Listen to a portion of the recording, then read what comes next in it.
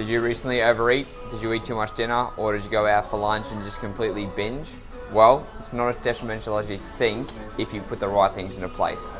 So today's topic, guys, is all about how you can avoid the detrimental effects of overeating. Because a lot of us, let's face it, it happens. You go out for lunch or you go out with a friend and you end up eating with your eyes as opposed to your stomach.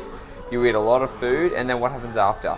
You feel guilty, you feel like all your results have been ruined, but there are simple ways you guys can actually deter this effect. So that's what I'm going to share with you guys today. Now, when it comes to overeating, I know a lot of you, like a lot of us are, like we try and be strict during the week, we try and be really good, and we had this 1 or 2 slip-ups, and we feel like everything's just being wasted. But it's not if you start putting things into place. So the first thing you guys want to focus on when you're going out to overeat, or if you don't even know you're going to overeat, don't eat any more during the day. So it doesn't matter whether you go out for a huge breakfast, a huge lunch, or a huge dinner. Whenever you do, just say, okay, look, I've stuffed up, like accept that you've stuffed up, and then go from there. So if you've stuffed up at lunchtime or breakfast time, then you're going to have to put up with it and fast for the rest of the day, which means you're not going to eat. And that's going to help you the first thing, because if you have a huge lunch or a huge breakfast and then you still continue to eat during the rest of the day, well, then you're just increasing the amount of calories you're consuming during the day. And when you increase the amount of calories you're consuming, what happens? You're going to put on excess body weight. So if you can actually stop yourself from eating for the rest of the day, depending on whatever it is, it's going to be a lot more beneficial. Now, another good way for this is if you know you're going to overeat, try and organise a dinner time, because that way it's going to be the last meal of your day as opposed to it being breakfast. Because if it's breakfast, it's a lot harder to try and avoid eating foods for the rest of the day, right? So tip number 1 is to make sure you stop eating for the rest of the day. Another thing is, don't just think that you've got to throw it all away. So if you overeat on a Tuesday or a Wednesday, like if you went out for a lunch or a dinner for work or whatever happens, and then you think, well, my diet's ruined, I'll just start again next week. Don't get in that mentality, because you're just ruining the whole rest of your week. It doesn't matter what day it happens, get straight back on the bandwagon. So like I said, if you eat bad lunch, don't have anything to eat on the night time, and then get back into it on the next day. So if you eat bad on a Tuesday, get straight back into it on Wednesday. Don't have that all or nothing mentality where if you stuffed up today, you've got to wait until next week, because that is just making poor excuses.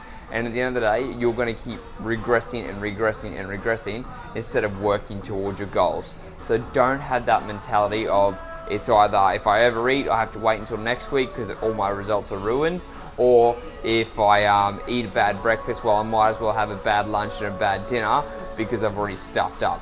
Those type of things are what is caused the most detrimental. That's when you're going to put on excess body fat. That's when you're going to start undoing all the hard results you put in at the gym. So tip number 2 is don't have the all or nothing mentality. Get straight back on that bandwagon. If you know ahead of time you're going to go out somewhere, like let's say you do know you're going to go out for dinner and you probably are going to overeat, focus on eating less during the day.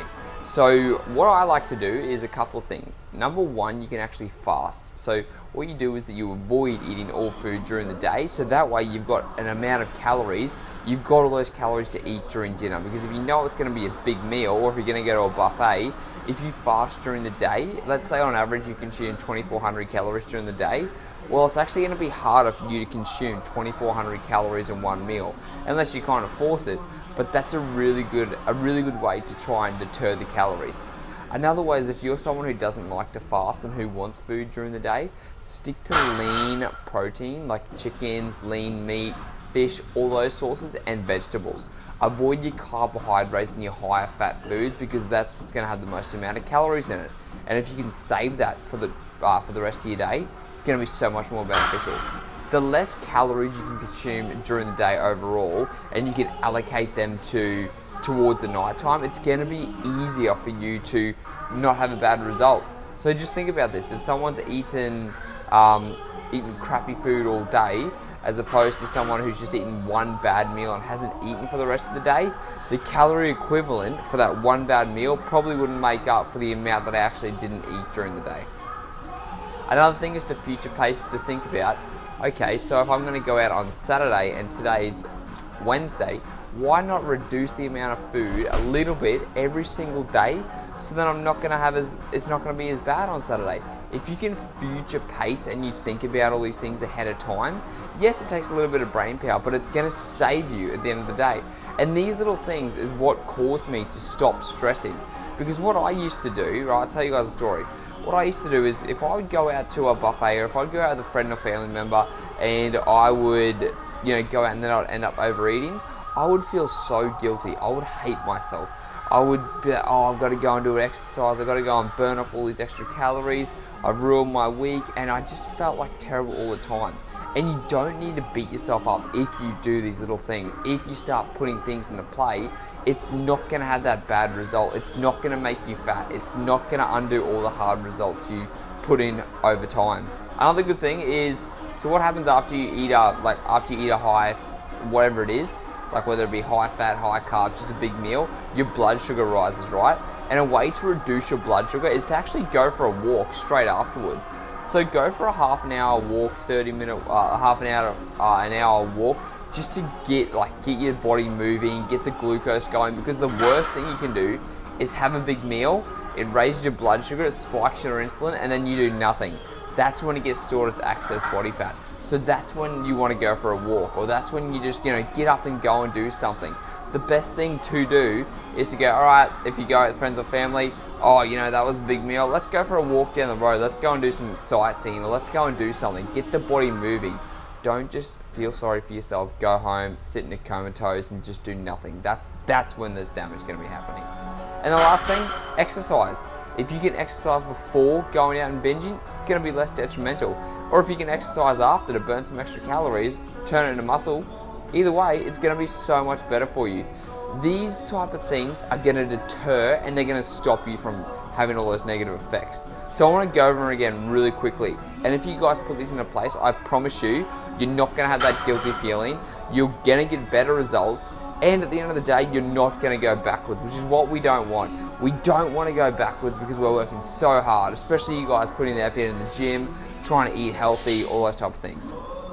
Number one is if you eat breakfast in the morning, or if you eat a huge breakfast or you eat a huge lunch, you've gone over your calories, don't eat for the rest of the day. Don't keep putting more calories into your body because it's going to be detrimental. Number two is that if you're eating dinner, reduce the amount of food you're eating during the day, or even fast. So that way you've got a whole bunch of calories to play with. Or reduce the amount of calories during the week. That way you even have more calories to play with. So if you want to go out and binge on dessert, it's not going to be as detrimental. Number three is that if you fall off the bandwagon, don't keep making excuses as to why you should just quit now and start again next week or start again tomorrow and keep eating, because that's when the damage happens. So as soon as you fall off the bandwagon, get straight back on. Get straight back into it, get straight back on your goals. Stop feeling sorry for yourself and stop making excuses. Number four is to walk it off. So after you've had that big meal, go for a walk or go and do some exercise, get something to get the blood moving. And at the end of the day, guys, save it for occasion. Don't go out and do this every single week. Save it for once a month. Save it for those special times, because that's when it's going to create the least beneficial results. If you do those things, I tell you, you are going to see so much more beneficial results and you're not going to get the negative impact. So guys, that's the video today. I hope it was informative. If you want to get the guide on the top 10 foods you should always buy, make sure to click the link below and I'll send it to you. Until next time, speak to you then.